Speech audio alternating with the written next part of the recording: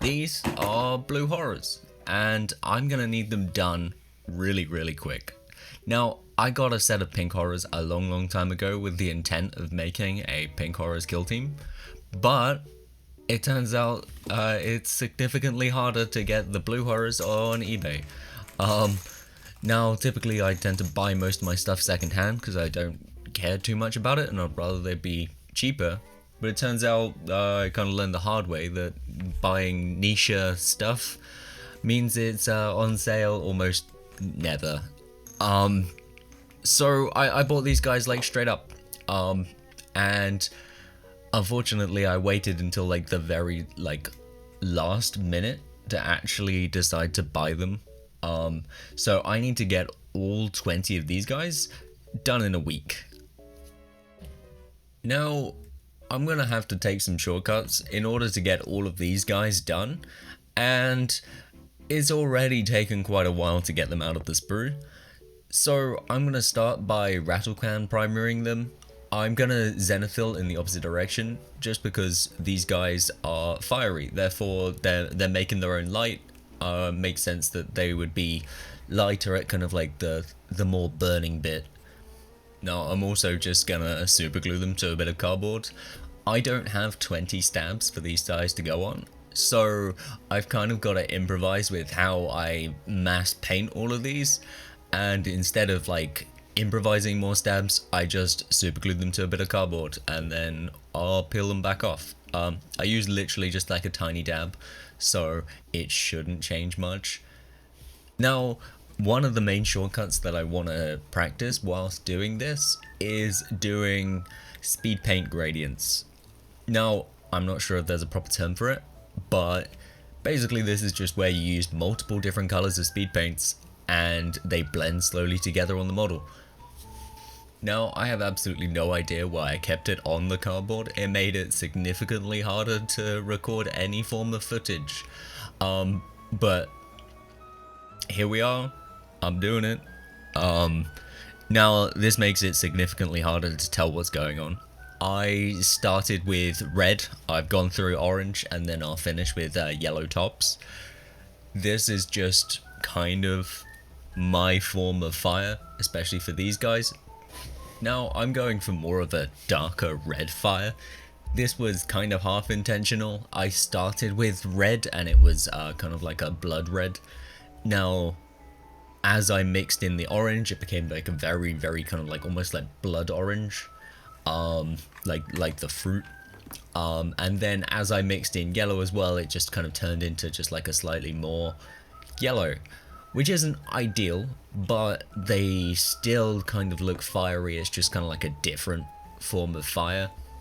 And now's a great time to mention, like, my channel is mostly custom colors, so it's kind of like now I don't have enough time to kind of make a reliable custom color for these guys. I'm just painting kind of towards the box art.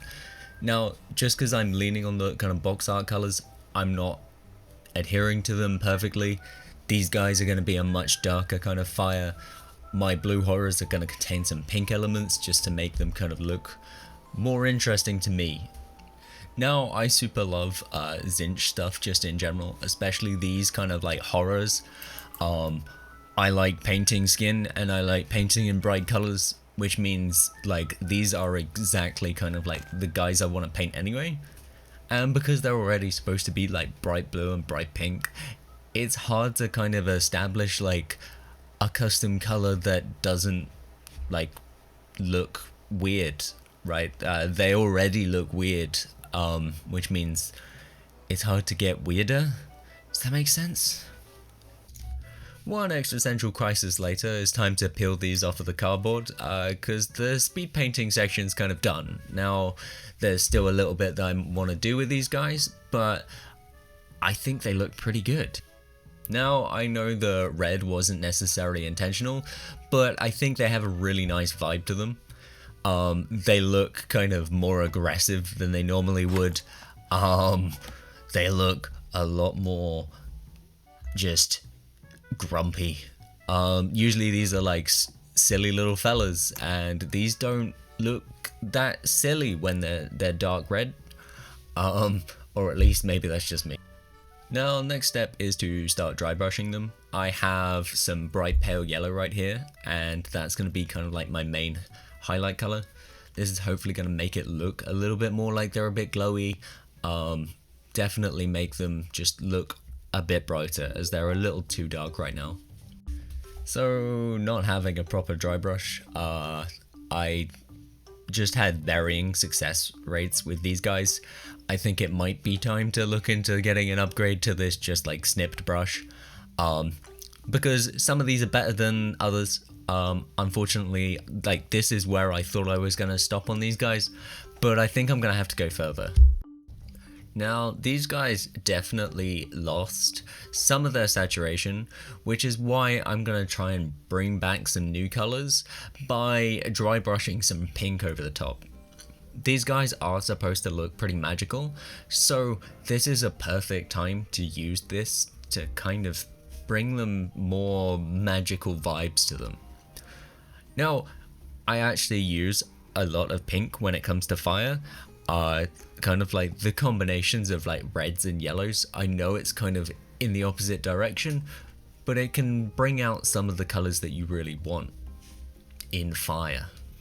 To help combat this saturation problem that I've gotten after using the pale yellow, I'm gonna do a very thin coat of fluorescent yellow over the top, because I can't do a single project without using fluorescent paints. This should bring everything together, have some like continuity across all of the colors. It's a very, very thin coat, which means it's not going to be super present in the kind of final look of it, but it should bring a lot of this saturation back, as it's quite a bright color, and it should just make everything look more vibrant, which is exactly what I want from these guys.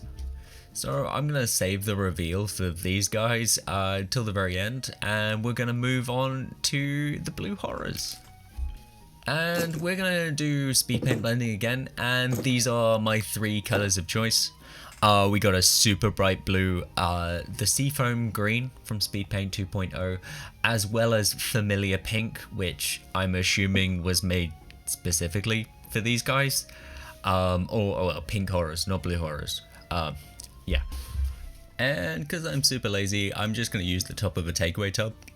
Now, normally I use these tiny little palettes, but I've run out of them and they take forever to clean. I was super bad at cleaning them out. Now I clean them out every time. It makes things so much easier. But because I need 3 of them for these colors, I'm just going to use a Chinese tub. It's gonna work, and I have loads of them. So I'm just going to put a little bit of speed paint medium in with these guys. It's going to help make them look a lot brighter. And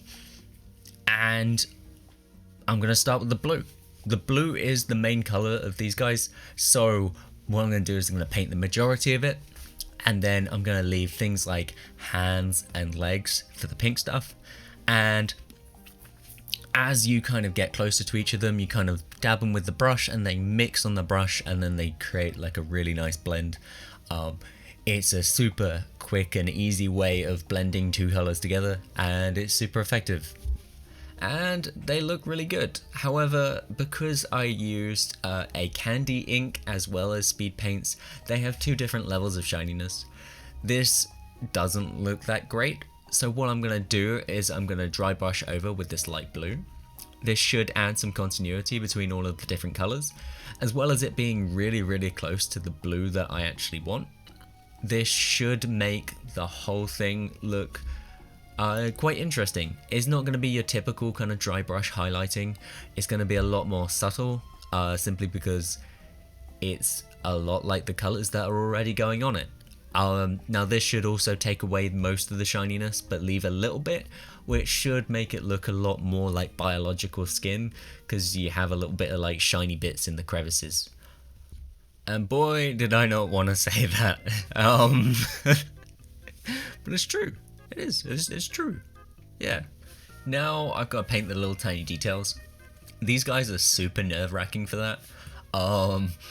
It's basically just like a couple of things, but they are still like kind of terrifying. tongues are pretty easy.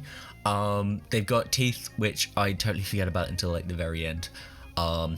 And then is mostly just like these little like metal bangles and like knives and little kind of like hangy different little bits. And it's kind of terrifying. Like silver is a color that if you mess up, then it's going to be noticeable because it's reflective. And I really like the way the skin looks. If I mess up anything, then I'm not sure I can do any patchwork because the amount of blending that's going on. Any form of patchwork might take ages. So yeah, it's kind of terrifying. Now that the metal's done, it's time to move on to the fire, which is another super terrifying element of these guys. I've got to white out all of the elements that are going to be fire. This is simply because, one, I've painted over quite a bit of it by accident, and also just like they need to be super bright and vibrant. A lot of these got hit by the grey spray paint, and grey's just not really going to cut it for this kind of fire. Just because I'm running out of time, we're going to do a super simple fire. I'm going to paint all of the stuff that I just painted white with yellow, and then we're just going to go over with an orange speed paint. Now, I originally was going to try and replicate the same kind of fire as the little guys, the little brimstone horrors. However, that's gonna be just a little too much. Like I'm running out of time, and I've got to get these done. I've got to get this video recorded, and this is just gonna be like a really quick cheats way of doing fire super effectively. Now, whilst some of them are still drying, I'm gonna go with the ones that are already dry, and I'm gonna paint the bases. Now, because I'm running low on time, I'm just gonna paint these black. I don't normally do that. I like to make kind of like a bit of a diorama about it. I like to put some thought into the bases because I'm here for the painting, and I like to paint the bases. Bases I find super fun, so I haven't ever done just like straight up black bases before, and I actually really like it. It looks a little kind of like their game pieces, which these are being made to be played with, so I guess that's perfect. But it also like prevents any attention from being drawn to the miniature, which is nice. The paint I'm using to paint bases is Monument Hobbies Coal Black. Now, it's an incredibly matte black paint, which really helps with kind of this aesthetic of like a clean base, because after 2 coats, it looks kind of perfectly black. There's no streaks. It's super dark and there's no form of reflections, so it looks like significantly better than just like a straight up unpainted base, which could be like the worry of like this is just the black plastic. It looks better than just the black plastic, which is really nice. Now that all the black's done, I can go back to the fire. Now, because I've done a base coat, a shade, and now I need to do a bit of dry brushing. This is going to really help with some of the object source lighting that I totally didn't want to do, but kind of like by habit just like ended up adding it. Now these are like perfect models to practice object source lighting with. There's so many different bits that can be caught by the amount of fire that's just everywhere on these models. Now, I don't have time to do a proper object source lighting, so I put a bit of orange on the bits that would get caught, and now I'm just going to dry brush white over the top of them, which should give some sort of object source lighting. It's not going to be perfect, but it's a very kind of like the lazy version of object source lighting. It's better than nothing. It's not great, but it's better than nothing, and that'll do right now. And it's time for the inevitable finish the bits I missed. I completely forgot about any form of teeth and or nails, claws, or whatever you want to refer to. I need to add something to them. So what I'm going to do is I'm going to go over with an ivory color, and then I've got this bright ivory that I can put over as a form of highlight. Now, as a very last step, I've got to bring back the Chinese takeaway lid, because I need to put a wash over both the teeth and also the tongue, so I'm going to try my best to kill two birds with one stone.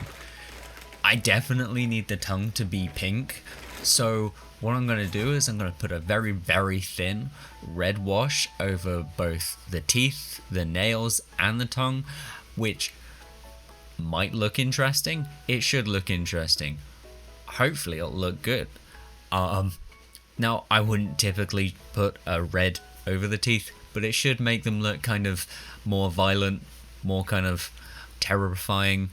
These are supposed to be scary creatures, so maybe just like blood-covered teeth is gonna look great.